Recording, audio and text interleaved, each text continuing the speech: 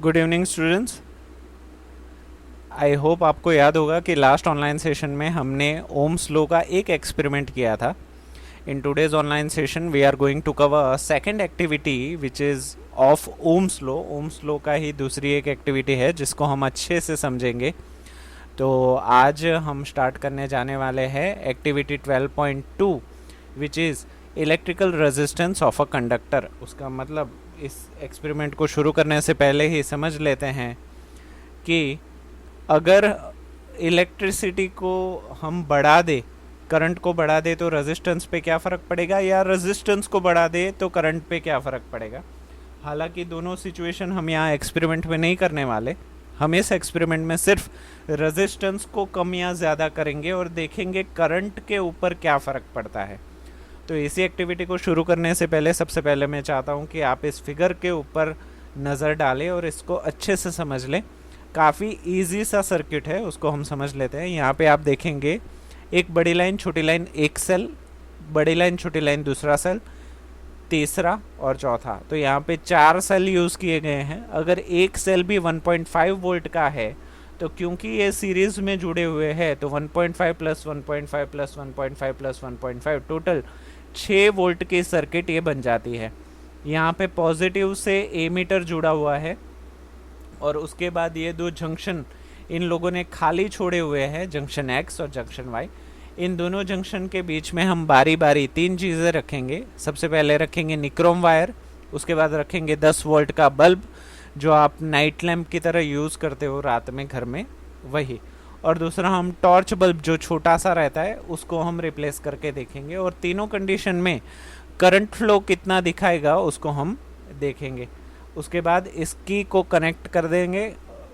इस की का बहुत ही इम्पोर्टेंट एक रोल है जो मैं एक्टिविटी के टाइम पे ही आपको बता दूंगा।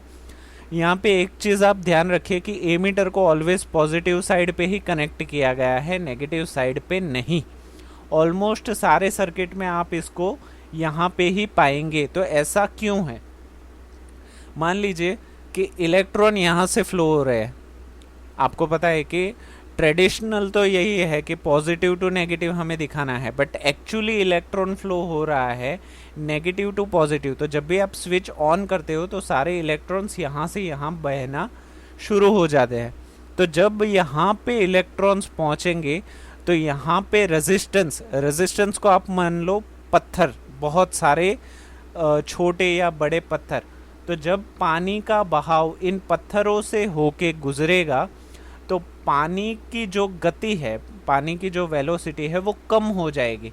और उस गति को हम रेजिस्टेंस के बाद ही मेज़र करना चाहते हैं कि करंट कितना बचा हुआ है। उसी वजह से एमीटर को ऑलवेज रेजिस्टेंस के बाद ही रखा जाता है अगर हम इलेक्ट्रॉन फ्लो को कंसिडर करें तो। आई होप ये चीज़ आपको समझ में आ गई होगी। तो सबसे पहले इसको पढ़ने से पहले मैं आपको ओवरऑल इसको समझा देता हूँ। सबसे पहले हम निक्रोम वायर को यहाँ पे रखेंगे और निक्रोम वायर को रखने के बाद स्विच को ऑन कर देंगे ताकि करंट फ्लो शुरू हो जाए। करंट फ्लो शुरू होने के बाद अगर निक्रोम वायर मीडियम साइज़ के पत्थर है तो ये करंट फ्लो उन पत्थरों से होके उनकी गति कम हो जाएगी और जो भी इलेक्ट्रॉन करंट बचता है उसको हम एमीटर से मेज़र कर लेंगे और उसको नोट डाउन कर लेंगे। अभी स्विच को हम फिर से ऑफ कर देंगे और निक्रोम वायर को निकाल देंगे और उसके बाद हम 10 वोल्ट का बल्ब लगाएंगे और फिर से स्विच को ऑन कर देंगे। अब 10 वोल्ट का बल्ब लगाने के बाद जो भी करंट फ्लो हमें एमीटर में दिखा रहा है उसको भी हम मेज़र कर लेंगे। उसके बाद फिर से स्विच ऑफ कर दीजिए, 10 वोल्ट का बल्ब निकाल लीजिए और उसके बाद ये टॉर्च बल्ब यहाँ पे फिट कर लीजिए और करंट फ्लो को मेज़र कर लीजिए। ये तीनों ही बार आपको स्विच ऑफ और ऑन करना बहुत ही ज़रूरी है, वरना खामखा झटका लग जाएगा। और झटका अगर बड़ा भी हुआ, हालांकि 6 वोल्ट है, 6 वोल्ट से कुछ होता नहीं, बट फिर भी सेंसेस तो हिल जाएंगे, पूरा पैर से लेके सर तक एक झंझनाहट सी तो हो ही जाएगी।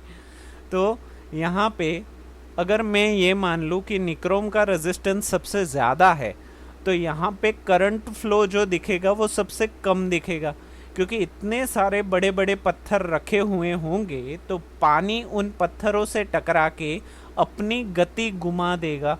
इसी वजह से एमीटर में जो करंट फ्लो दिखाएगा वो काफ़ी कम दिखाएगा। अभी ये मान लो कि 10 वोल्ट का बल्ब अगर मीडियम पत्थर है, बहुत बड़े नहीं बहुत छोटे नहीं, तो पानी उनसे टकरा के अपनी गति थोड़ी कम कर लेगा और यहाँ पे थोड़ा सा रीडिंग दिखाएगा।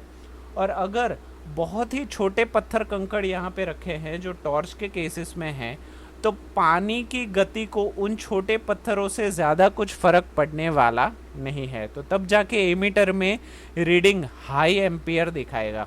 तो यहाँ पे आप एक चीज़ अच्छे से समझ सकते हो कि रेजिस्टेंस अगर ज़्यादा हुआ, पत्थर अगर बड़े हुए तो करंट फ्लो नीचे जाएगा, और पत्थर अगर छोटे हुए तो करंट फ्लो ऊपर जाएगा। तो ये चीज़ तो आपने ओम्स लॉ के लास्ट एक्सपेरिमेंट में भी समझ ही ली कि करंट और रेजिस्टेंस एक दूसरे के इन्वर्सली प्रोपोर्शनल होते हैं। उसका मतलब एक बढ़ा तो दूसरा ऑटोमेटिकली कम होने वाला है। तो इसी चीज़ को पढ़ते हैं। Take a nichrome wire, a torch bulb, a 10 volt bulb and ammeter 0 to 5 ampere in range. जो एमीटर आप पसंद कर रहे हो वो 0 to 5 एम्पियर में ही लीजिए, आपका काम चल जाएगा। A plug key and some connecting wires, plug key भी ले लीजिए और कनेक्टिंग वायर्स जो पॉजिटिव टर्मिनल्स के साथ कनेक्टेड होंगे उसके लिए लाल कलर, और जो नेगेटिव के साथ कनेक्टिंग होंगे उसके लिए ब्लैक कलर ले लीजिए। हरा कलर अर्थिंग के लिए लगता है। एडिशनल इंफॉर्मेशन आपको दे रहा हूँ। Set up the circuit by connecting 4 dry cells of 1.5 volt. यहाँ पे 4 ड्राई सेल हम यूज़ करेंगे। एक सेल का वोल्टेज होगा 1.5, तो अगर सीरीज में हम उसको कनेक्ट कर रहे हैं तो टोटल वोल्टेज हो जाएंगे 1.5 इंटू 4, दैट इज 6 वोल्ट। तो ये सर्किट 6 वोल्ट की है ऐसा हम बोल सकते हैं। With the ammeter leaving the gap between X Y, उसको एक्स वाई के बीच में गैप छोड़ दीजिए जैसे कि फिगर में दिखाया गया है। Complete the circuit by connecting the nichrome wire in the gap X Y. सबसे पहले निक्रोम वायर को इस गैप के बीच में फिट कीजिए। प्लग द की सर्किट को ऑन कीजिए। Note down the ammeter reading, ammeter में जो भी रीडिंग दिखा रहा है उसको मेजर कर लीजिए। Take down the key from the plug, फिर से प्लग में से की निकाल लीजिए और निक्रोम वायर को भी निकाल लीजिए। उसके बाद 10 वोल्ट का बल्ब। ऐसे ही आपको तीनों के लिए ये एक्सपेरिमेंट कंडक्ट करना है। Replace the nichrome wire with the torch bulb and circuit. Find the current through it by measuring the reading of an ammeter. हर किसी के लिए एमीटर में जितना रीडिंग दिखा रहा है उसको आपको नोट डाउन करना है। Now repeat the above step for 10 volt bulb in the gap. और 10 वोल्ट के बारे में भी कर लीजिए।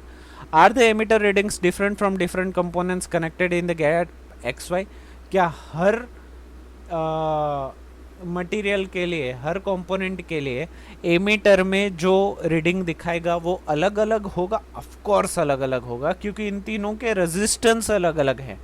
सेम रेजिस्टेंस होता तो सेम रीडिंग दिखाता, पर यहाँ पे निक्रोम वायर का रेजिस्टेंस काफ़ी ज़्यादा रहता है, 10 वोल्ट के बल्ब का उससे कम रहता है और टॉर्च बल्ब का तो उससे भी कम रहता है।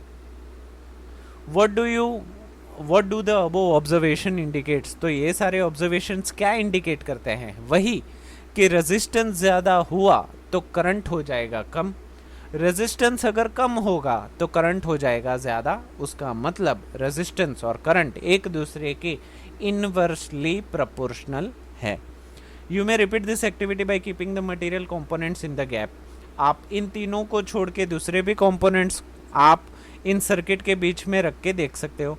फॉर एग्जाम्पल कॉपर वायर रख के देखो, कॉपर वायर रख के देखा तो ये एमीटर 5 एम्पियर पे चला जाएगा, फुल करंट दिखाएगा। क्यों?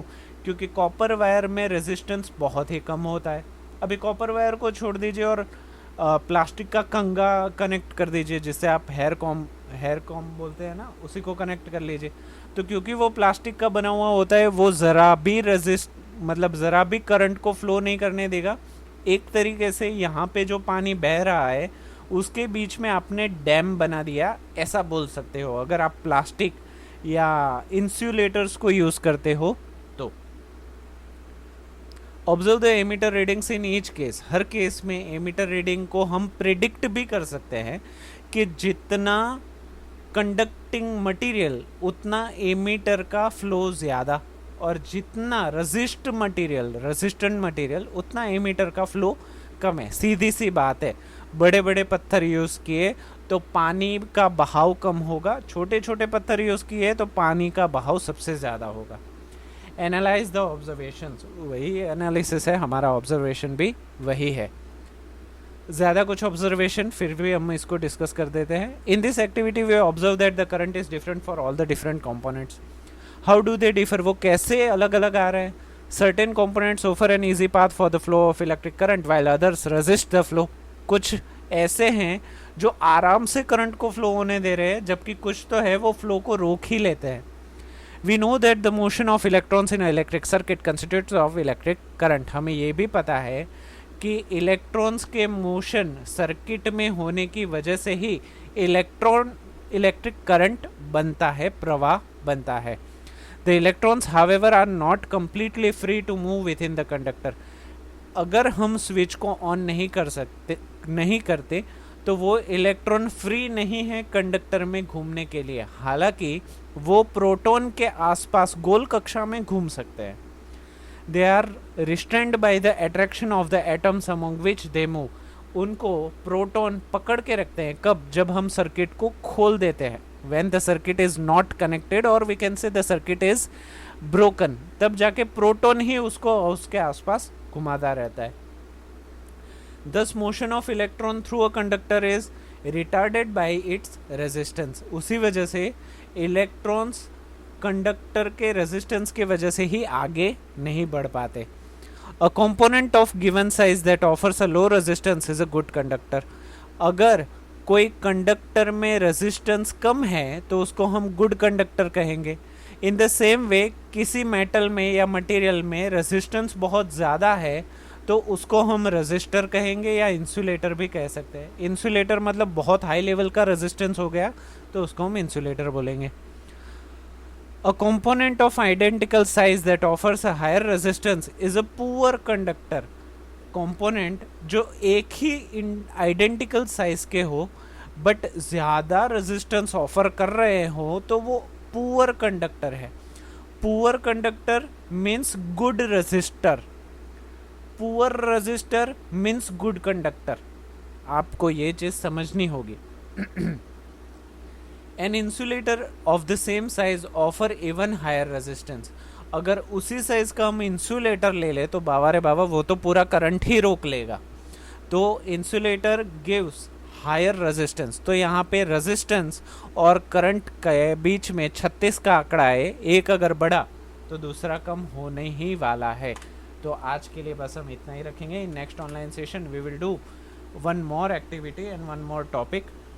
तब तक आप रिवाइज करते रहिए, और कोई अगर डाउट रह जाता है या टॉपिक समझ में नहीं आता है तो you are free to comment. हर किसी के पास डेटा तो है ही, कमेंट कीजिए, मैं बाद में देख लेता हूँ कि आपका डाउट मैं कैसे सॉल्व कर सकता हूँ।